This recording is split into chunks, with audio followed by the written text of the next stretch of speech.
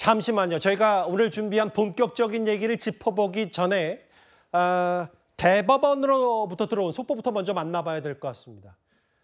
모레면 이번 주 목요일 5월 1일인데 이재명 후보의 선거법 위반 상고심이 오후 3시에 예정이 돼 있습니다. 속보죠. 대법원이 전원합의체로 회부한 지 9일 만에 상고심 선고를 하겠다. 조금 전 들어온 속보입니다. 이재명 후보가 지난 주말에 민주당의 최종 후보로 확정이 됐는데 사법 리스크 중에 하나인 관건인 선거법 위반 이번 주 모레 선고입니다. 이현정 의원님. 네. 이게 뭐 내용도 내용이지만 이 시점이 상당한 파장이 있을 것 같아요. 그렇죠. 이재명 후보가 민주당 후보로 이제 선출됐지 않습니까? 선출되고 난 다음에 며칠 안 있어서 바로 이제 후보 등록을 앞두고 이 선고를 내린다는 것 자체가 굉장히 중요한 정치적, 사법적 의미가 있는 것 같습니다. 사실 이 사건을 대법원 전원합의체가 넘겨받았는데요. 문제는 이 전원합의체가 통상적인 경우에는 한 달에 한 번 정도 심리를 열게 돼 있습니다. 예.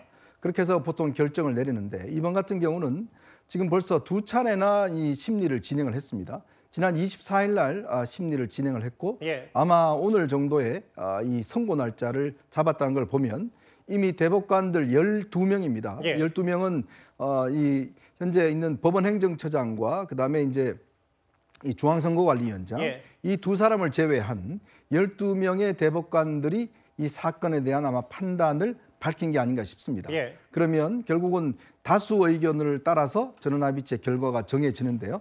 그렇기 때문에 아마 1일 날 오후 3시 선고 날짜가 잡힌 것 같습니다. 예. 결국 중요한 것은 이재명 후보에 대한 선거법 위반 사건을 그냥 상고 기각을 할 것인지, 즉 검찰 측의 상고를 기각할 것인지 아니면 파기환송할 것인지. 그러게요. 근데 자판은 아닐 것 같아요. 파기환송할 이 두 가지 이제 결론이 남아 있는 거죠. 그러니까 대법원이 자체 판단할 가능성은 극히 낮아졌다. 네. 예. 그래서 이제 선고를 한다는 것 자체는 예. 결국은 상고 기각이냐, 즉 무죄냐, 아니면 이 2심의 무죄를 뒤엎고 다시 사건을 고법으로 돌려보냈느냐. 예. 이 두 가지 선택이 남아 있는데 그 결과에 따라서 즉 파기환송을 할 경우에 보통 고법에서는 심리가 꽤 오래 진행될 수도 있습니다. 그렇게 되면 아마 선거 끝날 때까지 결론이 안 내려질 가능성이 있어요. 예. 그는 결국은 여전히 이재명 후보가 유죄라는 심증을 갖고 선거에 임할 수밖에 없는 이제 그런 상황이 되는 게 아니겠습니까? 우리 선거 국면에도 지대한 영향을 미칠 것 같습니다. 지금 밑에 속보 자막에도 나오다시피 사실 전원합의체 회부도 이례적인 속도전이라고 있고 조희대 대법원장이 재판장에 대해서 직접 챙기겠다는 취지가 나온 지 불과 열흘도 채 되지 않아서 이번 주 목요일입니다. 모레 상고심 선고가 있다. 김진욱 대변인. 이게 사실 이현정 의원의 말처럼 검찰의 상고, 그러니까 상고를 기각하면 지금의 이재명 후보의 대선 과도에는 뭐 별 무리가 없고 사법 리스크는 이제 대선 전까지는 상당 부분 거의 다 해소가 되는데 만약에 파기환송, 다시 고법으로 돌려보낸다. 이거는 법적인 문제를 떠나서 정치적 부담이 있을 가능성도 있지 않겠습니까?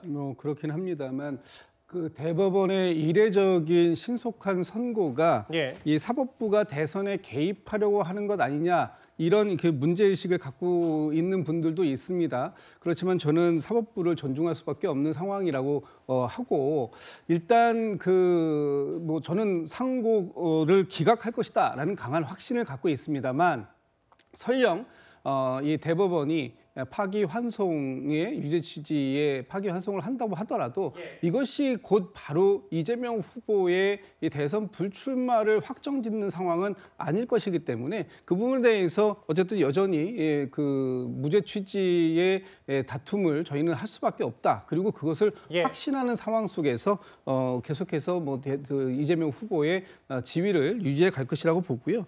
지금 제가 상고 기각을 확신하는 이유는 어쨌든 이번에 이 항소심 재판부가 100쪽에 달하는 결정문을 썼을 때 그 결정문 안에 상당히 자세하게 이 대법원의 최신 판례들을 소개하면서 그것을 인용해서 썼기 때문에 알겠습니다. 이 법률적인 부분에 있어서의 문제는 없다라고 저는 확신하고 있습니다.